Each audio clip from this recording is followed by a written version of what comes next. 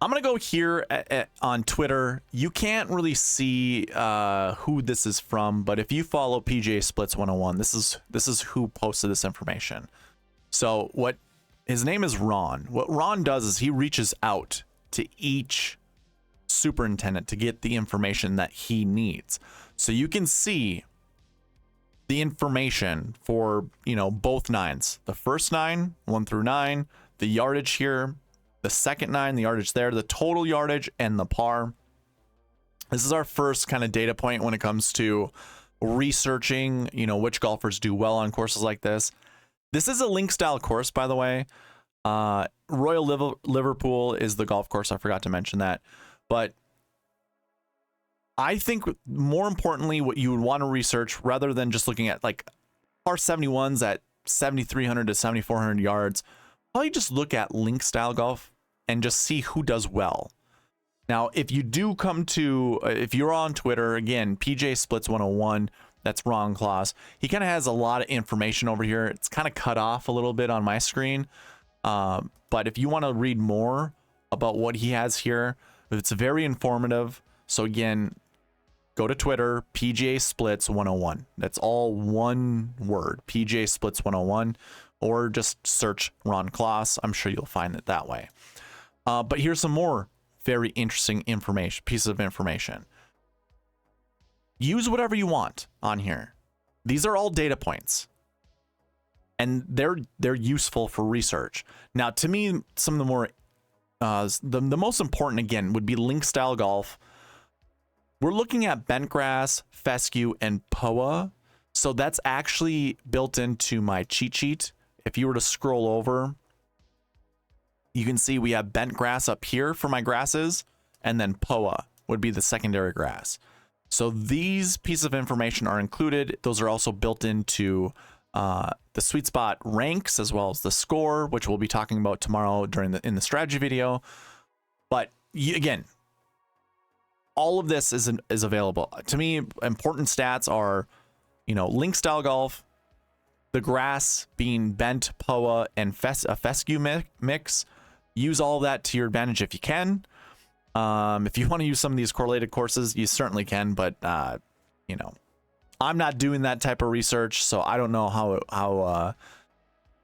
accurate it is. So up to you guys. But there's a lot of good piece of information right here when it comes to researching. So that's what I would recommend. There are no tournament fact sheets for this tournament. It is in Europe, and usually the GCSAA does not. I mean, I should say usually they have never done an event overseas in Europe or on non-American soil. Let's put it that way. So we wouldn't get tournament fact sheets. That's why I'm showing you, Twitter with Ron Claus's little post with all the information that he has. But I do trust Ron. Like I said, he does reach out to the superintendents to get the information that he requires or that he wants. So that's available for you. If I were to go to the Open, the Dream Sheet, some other piece of information, the strength of field's 849, how I've calculated it. This kind of goes through the old strength of field where you use the OWGR as well as the FedEx Cup from the year before. There are some calculations, like there are points that are awarded towards, each level. So like OWGR, Scotty's #1 in the world. He's going to get like 45 points that go towards, or it's something like that, 40 points, 45 points that go towards the strength of field. And then him being second, the FedEx Cup will give him like an additional 12. So let's say 40 plus 12, that's where we get the 52, and so on and so forth as it goes down the list. You can see all the strength of field points that get related to the golfer. I do include this in the bucket system, by the way. So if I were to go and show you that, we have the strength of field, like the total of strength of field for each of the buckets, depending on the golfers that are in those buckets. So I do include that in everything that I basically cover. But of course, when it comes to the tournament, we have 156 golfers. I'm actually not sure what the cut, how many golfers are in the cut. I imagine it's going to be 60 or less. Could be top 65 and less. Could be top 70 and less. It all depends. Like all the major championships kind of have their own unique cut rules. My apologies for not researching that. That was like the last thing on my list before trying to record this podcast. So check that. I mean, if anything, it really doesn't matter.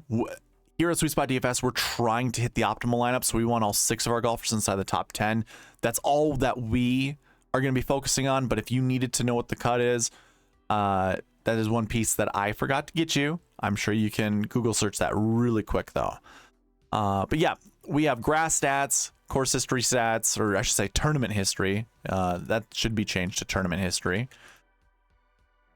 All this good stuff when it comes to this golf course. Again, it's bent, POA, fescue, mix. So that all goes into it. Again, you have 156 golfers in the field. And I guess if we're talking about the tournament, I mean, I just want to talk about like the tournament, but if we're talking about DraftKings, PGA DFS, there are some interesting things to look at. 7 golfers, 10K and above. And then we've got a slew of golfers, $5,900 and less. 52 of them, by the way. So we'll talk about that when we get into the bucket system, because these golfers are all going to be in that they're going to be in the low 6K range. So we'll definitely take a look at that. Now that I think about it, do I even have those stats? I gotta look, because I imagine I do. Oh yeah. $6,500 and less. 77 golfers. We might have to update this somehow, some way. Actually, maybe not. Maybe we'll just keep it as is, because I don't think that's really going to change. You're not going to want to roster that many golfers. Let me just double check something really quick. Yeah, see, when we get to the bucket system, we'll talk about this. I'm not going to bore you with it right now, but I don't have anything else to cover with the tournament. It's the last major championship. I'm sure you're well aware of that. And it's a full field event. Lineup block is 10 p.m. as I was told. I'm not sure if that was Central Standard Time or Eastern, so be aware of that. It's going to be Wednesday night. You want to get your lineups in. You can't be waiting until Thursday morning to do that. Yeah, that is all that I have for the tournament and course information.